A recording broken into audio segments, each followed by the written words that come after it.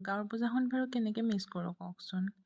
যোৱাকালি গ'লোঁ সাজি-কাচি গৈ এয়া পূজাত গ'লোঁ, গৈ পেলাই চাকি বন্তি জ্বলালোঁ, জ্বলাই অকণমান ফাংচন টাইপ হৈছিলে আৰু 3 দিনীয়া কালী পূজা হয় প্ৰতি বছৰে।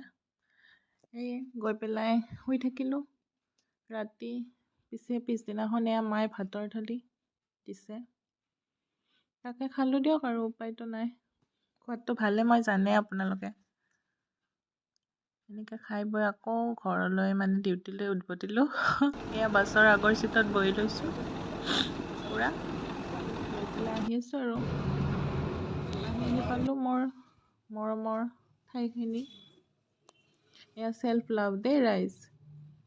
পিছে আহিয়ে মই দেখা পালোঁ জানেনে, চাওকচোন খিৰিকীকেইখন মাৰি দিলে নহয় বৰ্ডেৰে। সদায় ৰাতিপুৱা কুঁৱলী চাওঁ, মানুহ চাওঁ, আহি পেলাই সেইখিনিও শেষ। এনেকৈ গ'ল আৰু